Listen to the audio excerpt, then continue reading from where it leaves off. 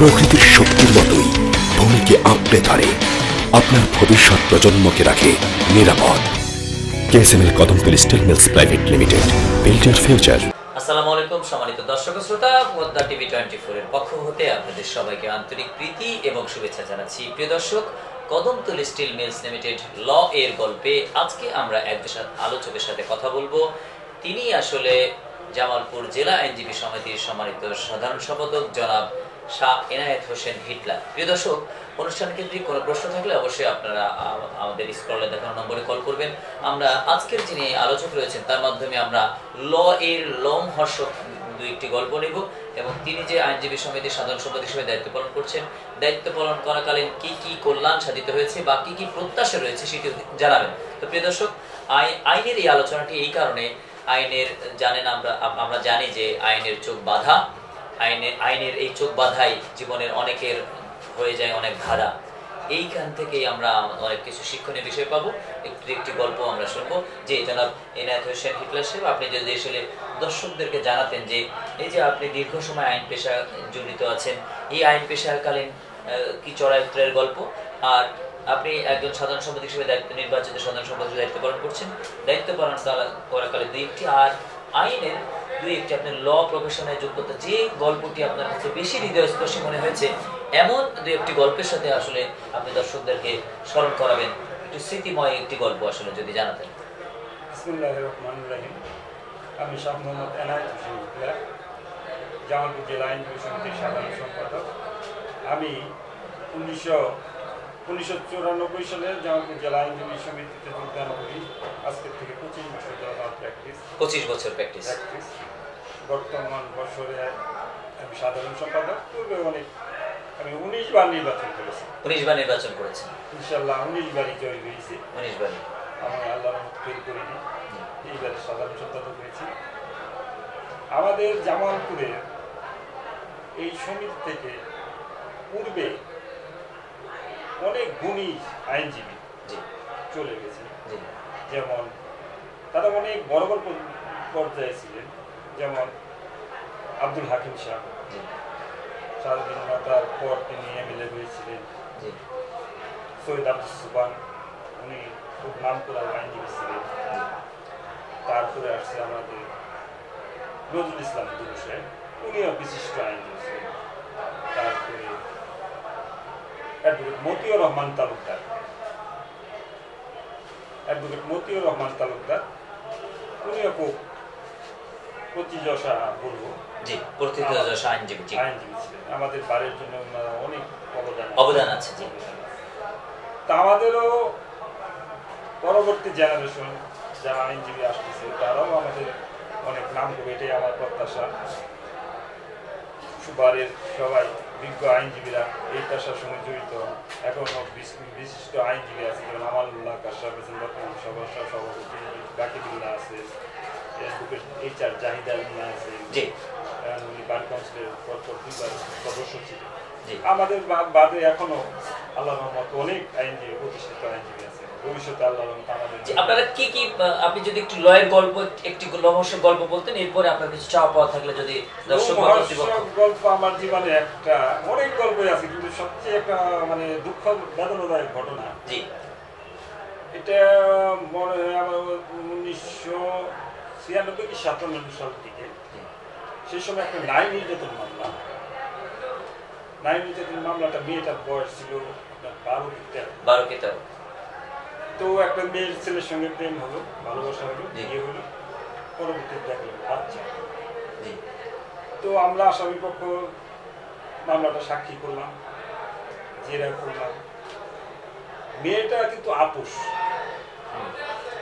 কিন্তু আইনের এমন মায়ের পেয়েছে ছেলেটা 10 বছর জেল। কিন্তু আমরা স্যারকে অনেক বুঝালাম ব্যাপারটা, যে স্যার মেয়েটার কি হয়, একটা 3 বছরের বাচ্চা, এই টাইমে যদি স্যার ছেলেটা জেলে যায়, আপোষ মামলা, স্যার বললেন দেখেন তা আমাদের আইনের প্রকৃতির শক্তির মতোই ভূমিকে আঁকড়ে ধরে আপনার ভবিষ্যৎ প্রজন্মকে রাখে নিরাপদ। KSML Kadamtali steel mills private limited, build your future. ঠিক আছে, বুঝতে পারতেছে ছেলেটা বিয়ে করছে, বাচ্চা হয়েছে, আপোষ হয়েছে, কিন্তু তারপরে তাকে 10 বছর জেল দেওয়া। 10 বছরের জেল দেওয়ার পরে আমার পরবর্তীতে যা দেখলাম যে মেয়েটার সঙ্গে ছেলেটার সম্পর্ক নষ্ট, ছেলেটা জেলে চলে গেল, জি, এটা সংসার ভেঙে গেল। এই বাচ্চাটা নিয়ে এটা পরবর্তীতে কঠিন সমস্যা। মানে এই ব্যাপারটা যে আমরা আপোষ করে দিয়েও সাক্ষী জেরা করে তাকে খালাস করতে হবে। অর্থাৎ আপোষ করার পরেও আদালত তাকে যে মানে খালাস দিল না, কারণ আইনে সেটা তার বয়সের কারণে 12-13 বছরের কারণে সেই বিয়েটা গ্রহণ হবে না, তার কথা মূল্য এটা ধর্ষণ মামলায় চলে গেল। এই ব্যাপারটা আমার এখনো মাঝে মাঝে মনে হলো খুব খারাপ লাগে, ইরা লাগে যে বাল্য সেক্স জায়েজ কিন্তু বাল্য বিয়ে জায়েজ না। এটি আসলে কতটা এখন আমরা এই নিয়ে বর্তমানে অনেক স্যাররা বলতেছে অনেক, এখন মোটামুটি নর্মাল পর্যায়ে কিছু আছে যা আপোষ করলে মানে, কিন্তু সেই সময় আর মানাতে পারে, যার জন্য মেয়েটার সংসার নষ্ট হয়েছে, ছেলেটার জীবনে 10 বছর জেল কাটে, সব শেষ হয়ে গেল, ছেলেটা এতিমের মতো বাচ্চার বউতে বউ সেরে চলে গেল। তারপরে এই যে ঘটনাটা, এই ঘটনাটা আজ পর্যন্ত আমার মনে করতে কি আইন, কি কালো আইন। আমরা এমনই আইনে বাধা। আর ব্রিটিশরা অনেক আইনই করেছে, কিন্তু আমরা নিজেদের মতো করে নিজেদের প্রয়োজনে জনগণের জন্য আইন, মানব কল্যাণের জন্য আইন, এমন আইন কেন নয়? ইদানিং অবশ্য এই ব্যাপারগুলি আমাদের যে আগেকার যে যশাবলী মানতে পারে না, কিন্তু ইদানিং আমাদের যে যশাবের আছে এই ব্যাপারটা একটু নমনীয় হচ্ছে। তারা বলতেছে যে শিশুরা যাতে অপরাধ প্রবণতা থেকে কমে, এর জন্য আমরা তাদেরকে জেল না দিয়ে মোটামুটি ভাবে শোধনাগারে পাঠায় বা অন্য কোনোভাবে কোনো নিয়ম করে যাতে তারা এই পথ থেকে সরে আসে। আমাদের উপর থেকে সরকার থেকে এরকম একটা ওনারাও ট্রেনিং দিয়ে আসছে, ওনারাও বলে দিচ্ছে যাতে নমনীয় হবে, যার লোক ইদানিং দেখা যাইতেছে তাদের একটু নমনীয়, মোটামুটি আপোষ হইলে তারা মোটামুটি মাইনে নিতেছে। আপনি এই জেলা আইনজীবী সমিতির সাধারণ সম্পাদক দায়িত্ব পালন করছেন, আপনার কাছে কি কি প্রত্যাশা আছে সরকারের কাছে, আপনাদের মানে কি চাওয়া পাওয়া আছে আপনার? এই সরকারের কাছে তো আমাদের প্রত্যাশা অধিক, জি, দুই একটি যদি উল্লেখ করার মতো। যেমন আমাদের জেলা আইনজীবী জামালপুরে মাননীয় প্রধানমন্ত্রী 6 কোটি টাকা অনুদান দিয়েছে। এটা আমাদের টাকাটা আমরা পাচ্ছি, আমাদের নিজস্ব জমি না থাকার জন্য এই টাকাটা আমরা উঠাইতে পারতেছি। আমরা মাননীয় প্রধানমন্ত্রীর কাছে আমরা আকুল আবেদন থাকবে যাতে আমরা আমাদের 10 কোটি কিছু জায়গা পাই, তাইলেই আমাদের 6 কোটি টাকা। অন্যান্য জেলা আইনজীবী পরিষদ তো আসলে পেয়েছেন, তারা পেয়ে গেছে, অন্যান্য আইনজীবীরা তারা উঠাই নিছে, কিন্তু আমরা আমাদের যশোরের লাগে অনুমতি, জি, যে অনুমতি, এই অনুমতিটা যশোরের 10 কোটি আমাদের দিচ্ছে। কি কারণে দিচ্ছেন না তারা? ওরা বলতেছে আমাদের সরকারি জমি আমাদের দেওয়ার কোনো সুযোগ নেই, যার জন্য আমরা এই জায়গাটা পাইতেছি না, যার জন্য আমাদের এই টাকাটাও সরকারি জায়গা অন্যরা কিভাবে অনুমতি দেয়, ওনারা দিচ্ছেন না, মানে এখানে ল্যাকিংসটা কোথায়? এখানে ওনারা বলতেছে যে আমি তো এই জমির মালিক, যশোরের ওর কথা হলো আমি এই জমির মালিক, হ্যাঁ, জমি মালিক হলো সরকার। জি, সরকারের কোন কর্তা ব্যক্তি এখানে স্বাক্ষর করবে? এখানে ইনারা যদি এই অনুমতিটা দিয়ে দেয়, রিকোয়ারমেন্ট দেয়, হ্যাঁ, তাহলেই সরকার এই জায়গাটা টাকাটা আমাদের স্যাংশন দেয়। প্রকৃতির শক্তির মতোই ভূমিকে আঁকড়ে ধরে, আপনার ভবিষ্যৎ প্রজন্মকে রাখে নিরাপদ। KSML Kadamtali steel mills private limited, build your future. আমাদের এই পাশে 2টা টিন শেড ভবন আছে, জি, অবশ্য মৌখিকভাবে আমরা নিছি, আমরা ঘর তুলছি, আইনজীবীরা বসতেছি। আপনি কি সংবাদ সম্মেলন করেছেন এই ব্যাপারে? না, এইভাবে সংবাদ সম্মেলন আমরা এটি প্রয়োজনীয়তা দেখেন কিনা? এটা আমরা সরাসরি ঢাকায় গেছি, ঢাকায় কিছুদিন যাওয়ার পরে 4.5 কোটি টাকা আমাদের স্যাংশন হয়েছে, কিন্তু ওই মন্ত্রীতে যায়, যেমন আমাদের জামালপুরের মির্জা আজম ছিল সেই সময়, তারপরে আপনার আবুল কালাম আজাদ সাহেব ছিল প্রধানমন্ত্রীর মুখ্য সচিব, ইনাদের মাধ্যমে মোটামুটি আমরা এই করে নিয়েছি। এখন বর্তমানে এটাই আবার আমরা চেষ্টা করতেছি যাতে আমরা পাই এই যে আইনজীবীদের একটা 6তলা ভবন, এটাই আমাদের প্রত্যাশা আছে। এটি আপনাদের আপাতত প্রধান চাওয়া? প্রধান চাওয়া। আরো কিছু চাওয়া আছে, আপনি দর্শকদের উদ্দেশ্যে আপনার যদি আপনার মূল্যায়নে দুই একটি চাওয়া। দর্শকদের আমাদের জামালপুর জেলার লোক গরিব, তারা মানে আইনজীবীরা তাদেরকে দেখে দেখে মামলা চলে, মানে যে পরিমাণ ফিস আইনজীবীরা পায় তাতে তাদের কোনো ভাতা বা তাদের কল্যাণের জন্য কোনো ফান্ড তৈরি করেছেন কিনা আপনারা আমাদের আইনজীবীদের জন্য আমাদের বাড়ির যে ফান্ড আছে সেখানে আমাদের বর্তমানে লোকাল বেলা ফান্ড একটা ফান্ড আছে, এটা 2002 সাল থেকে করেছি। সেখানে আমরা বর্তমানে একজন আইনজীবী মারা গেলে প্রথমেই তাকে 50,000 টাকা দেওয়া হয়, তারপর 50,000 সঙ্গে সঙ্গে টাকা, আর পরবর্তীতে 4.5 লাখ টাকা করে এই ফান্ডটা আমাদের দলের 2 কোটি টাকার মতো প্রায় হয়ে গেছে। তা আমাদের নিজস্ব টাকা জমানো ব্যাংকে কল্যাণ তহবিল লোকাল ডেভেলপমেন্ট ফান্ড, যে নাম থাকলো লোকাল ডেভেলপমেন্ট ফান্ড। এখন আমাদের আরো ফান্ড আছে, কল্যাণ ফান্ড আছে। আপনি আমাদের একটা আইনজীবী হঠাৎ করে যদি একটা স্ট্রোক হয়ে যায় তো তাকে আমরা সঙ্গে সঙ্গে টাকা দিই। তরুণ এবং নবীন আইনজীবীদেরকে আপনারা আপনাদের পেশায় যুক্ত করার ক্ষেত্রে, এবং অনেকে নাকি খুব ছাপোষা জীবন চালায়, তার শুধু রিক্সা ভাড়া দেওয়া হয়, খাবারের বিলও দেওয়া হয়, এমন ঘটনা আছে।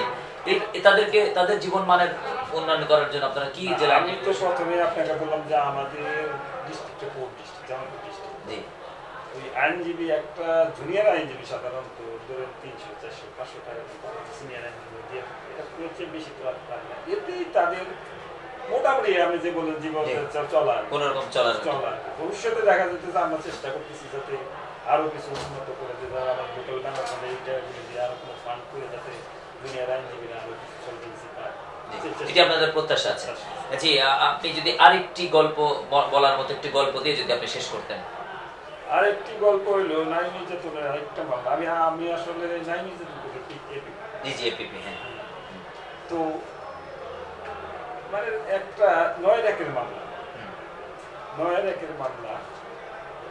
ঘটনাটা কি হয়েছে, মেয়েটা জানতেছে ছেলেটা তার স্বামী, হ্যাঁ, তারা জুয়াল সংসার করতেছে, কিন্তু দেখা গেল এই ছেলেটা পূর্বে ওদের তালাক দিয়েছে। আচ্ছা, কাগজে, কিন্তু মেয়েটাকে জানেন, মেয়েটা সে মনে করতেছে যে তার স্বামী আছে এখন, কিন্তু সে গোপনে ওটা ই করে নাই, সাফ করে নাই, মানে তালাক দিয়ে তাকে জানানো বা কিছু না করে সে সংসার, সুযোগের সন্তানে আছে সে, সুযোগের সংসার মানে কি অলরেডি সংসার করছে, কিন্তু সুযোগের সন্তানের কারণে সে তালাকটা দিয়েছে। পরবর্তীতে দেখা গেল কিছুদিন যাওয়ার পর তখন সে নোটিশ পাঠাইতেছে যে আমি তোমার সঙ্গে সংসার করবো, তালাক দিয়েছে।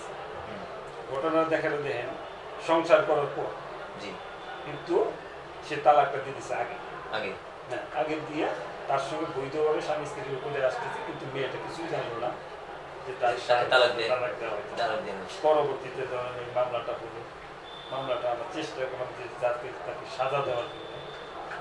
পরবর্তীতে স্টেজে আইসে ছেলেটা তার মেয়েটার সঙ্গে একটা প্রকৃতির শক্তির মতোই ভূমিকে আঁকড়ে ধরে, আপনার ভবিষ্যৎ প্রজন্মকে রাখে নিরাপদ। KSML Kadamtali steel mills private limited, build your future. ছেলে তো দেখছে যে যদি এই মামলাটা আবার বিচার হয় তারপর তো অনিবার্য হয়েছে আদালত কি সেরকম? আপনি কোন পক্ষ নিয়েছিলেন? আমি রাষ্ট্রপক্ষ। পরবর্তী এখন দেখলাম যে মেয়েটা যদি এখন তার জীবনটা তো নষ্ট হয়ে যাবে, যেহেতু সে বিয়ে করতে চাইতেছে, আমরাও চাইতেছি একটা সংসার যদি আবার টিকে। পরবর্তী মেয়েটা চাইছে তার স্বামীর সাথে সংসার করবে, মেয়েটা তো আগে থেকে সংসার করছিল, হঠাৎ সিদ্ধান্ত নিয়েছিল তার স্বামী, সে সংসার করতেই চায়, কিন্তু ছেলেটা চাচ্ছে না। চাওয়াতে পরবর্তীতে দেখলাম তুমি প্রেশার ক্রিয়েট করে তাকে দেখলাম যে হাজতে যায় বা জেল হয়, তখন ছেলেটা বাধ্য হইল যে মেয়েটাকে এটি আপনার কাছে আরো একটি অন্যতম একটা দায়িত্বশীলতার কথা। পরে লাস্টে তাকে বিয়ে শাদী করে আবার যে সংসারটা ঠিক করে দেওয়া হবে। এই ঘটনা ছাড়া আমি একটা ভিকটিম আসলো, মেয়েটা বয়স হইল এই আপনার 6 কি 7, আর ছেলেটার বয়স 60, মেয়ের বয়স 6-7, 50-এর ঊর্ধ্বে। তো তারা ওই বাসায় কাজ করত, মেয়েটা বাসায় কাজ করত। তো ওই ছেলেটা মানে বৃদ্ধটা তার সঙ্গে অবৈধ একটা সম্পর্ক করেছে। এখন তাতে তার বাচ্চা প্রেগনেন্ট হওয়ার পরে মেয়েটা মামলা চালানোর পরে কিরকম একটা ঘটনা, তার সঙ্গে সে আপোষ করে। মেয়েটা আপোষ করলো। মেয়েটাকে এমন ভাবে বুঝাইছে, মেয়েটা গ্রামের মেসেজ শিক্ষিত অশিক্ষিত মেয়ে এবং গরিব ঘরের মেয়ে, তাকে অনেক টাকা দিল, তখন মামলাটা আপোষ করে। তবে স্যার করতেছে, আপনি আপোষ করতেছেন সব ঠিক আছে, আপোষ ভালো, চাইল্ড অফেন্স। এই বাচ্চাটা বৃত্তি পেতে মেয়ে ছেলে বাপে আবার চাইতেছে, মানে ওই বাচ্চার বাপে চাইতেছে, বৃত্তি পেতে দিবে না। এটা তো মেয়ে ছেলেটাকে এটা অ্যাব্রিভিয়েশন করে, হ্যাঁ না, বাচ্চা হয়ে গেছে অলরেডি। এখন মানে মেয়েটাকে পর্যাপ্ত টাকা দিয়েছে, মানে ধনী মানুষ পর্যাপ্ত টাকা দিয়ে মেয়েটাকে ম্যানেজ করে, ঠিক আছে তোমাকে একটা কামিং সৃষ্টি, মানে শুধুমাত্র পিতৃপরিচয় পরে তখন সাবজেক্ট বিয়ে করতে যায়। কিন্তু পরবর্তীতে শুনলাম যে ওই যে শুধুমাত্র বাঁচার জন্য, আইনের গেরার থেকে বাঁচার জন্য মেয়েটাকে বিয়ে করছিল। পরবর্তীতে পরে মেয়েটা আসলো, শুনলাম কি ঘটনা, বলে স্যার পরবর্তীতে দেখা গেল আমার স্যার আমি আরো টাকা দিলাম যাতে আমি মামলা না করি, মেয়েটা চলে গেল। আইন এখানে কি করলো? আইন একটা হতাশ, এখানে আইন একটা অথর্ব হয়ে গেল, আইন বোকা হয়ে গেল। এখানে আপনি তো পাবলিক আইনকে নিয়ে খেললো, আপনি তো বৈধভাবে বিয়ে করলো, আর বিয়ে করার পরে তো খালি তার স্বার্থ সিদ্ধি করার পর তবে আমরা এইটুকু করে দিতে পারছি যে ভবিষ্যতে মেয়েটা বলতে পারবো যে ওনার বাপ আছে। আচ্ছা, ছেলেটার একটা ভবিষ্যৎ মানে এইটুকু আমরা করে দিতে পারছি যে সে তার ভবিষ্যতে কেউ যেন বলতে না পারে যে তার পিতৃ নাই, পিতৃ এই সমস্ত যাতে বাঁচতে পারে তার জন্য সে মেয়েটা এই কাগজটা স্পটে দেখাইতে পারলো যে না তাকে বিয়ে করছে। তারপর মেয়েটা কষ্ট হলো, কিন্তু আমাদের তো পরবর্তী কিছু করা, কারণ সে তো ঠিক মতো সুযোগ মতো ব্যবহার করেছে। আচ্ছা, তার বললাম না, তার অনেক টাকা থাকার জন্য সে বেঁচে গেল আইনে ফাঁকতে পারে। আইনজীবী হিসাবে এই আপনাদের এগুলো কিভাবে রিয়েলাইজ করেন? খারাপ লাগে আমাদের, মানে আমরা চেষ্টা, আমরা বিয়ে না করে দিতে ছেলেটার ভবিষ্যৎ মানসিক কি বলি, আমরা তো চাই যে মোটামুটি সংসারটা চলুক, মানে তার একটা পিতৃ পরিচয় হোক। প্রথমে তো জানছেন সে প্রকৃতির শক্তির মতোই ভূমিকে আঁকড়ে ধরে, আপনার ভবিষ্যৎ প্রজন্মকে রাখে নিরাপদ। KSML Kadamtali steel mills private limited, build your future. এমনি ভাবে মেয়েদের প্রচুর টাকা দিয়ে চলে যাবে, কিন্তু কোর্ট আর আমরা দিল না স্যার, এটা চলবে না। কারণ সে টাকা নিল, মেয়েটা গরিব মানুষ, বাবা মা নাতি যাই হোক, কিন্তু তারা বুঝলো তো অনেক টাকা পেয়েছে, 10 লাখ টাকা পেয়েছে, কিন্তু তারা তো বুঝতেছে যে পরবর্তীতে এই ছেলেটার কি হবে, তার পিতৃগত রাস্তায় আছে কি বলবে। আমরা বলি না, এইভাবে যাইতে পারে, আপনাকে ডকুমেন্টস দিয়ে তাকে বিয়ে দেবো। জি, আপনাকে ধন্যবাদ। আমরা অনুষ্ঠান শেষ করব। এতক্ষণ আপনি আমাদের সাথে সময় দিয়েছেন। আপনি যদি দর্শকদের উদ্দেশ্যে আপনার একটি বক্তব্য রাখতেন, যে একটি উপদেশ বা আপনার জীবনের অভিজ্ঞতা যদি আসলে জানাতেন সমাপনী বক্তব্যে। দর্শকদের তো বেশিরভাগ আমরা মেয়ে ছেলে নিয়ে কাজ করি, নারী নির্যাতনে। আমার দর্শকদের যে মেয়েদের একটু উপদেশ থাকবে আর কি, যেমন এখানে দেখা যায় 12, 13, 14 এই বয়সের মেয়েরাই সাধারণত এই অকারেজটা করে, তারা পেন করে চলে যায় অবশ্য ঠিক যায় বিয়ে করে, হয়তো কতটা করে কিনা আপনার যে না এখন বিয়ে হবো না, মৌলবী দ্বারা বিয়ে করতেছে, পরবর্তীতে বিয়েটা ভেঙে গেছে, তো আর দলিল খুঁজে পাচ্ছে না। এই বয়সের ছেলে মেয়েগুলো ভুলগুলো বেশি, তো তাদের উদ্দেশ্যে আমি বলবো তোমরা লেখাপড়া করবে, ভালোভাবে চলবে, যাতে এই পরিমাণ মেয়েরা ছেলেদের ফাঁদে না পড়ো, সেইভাবে তোমরা চলাফেরা করে সাবধানে চলে জীবনের মানুষ এই প্রত্যাশা। জি, আপনাকে আমাদের সাথে যুক্ত থাকার জন্য ধন্যবাদ জানাচ্ছি। প্রিয় দর্শক, এতক্ষণ যুক্ত ছিলেন কদমতলী স্টিল মিলস লিমিটেড তৃণমূল ল এর গল্প। আজকের আলোচক ছিলেন তিনি একজন বর্ষিয়ান আইনজীবী।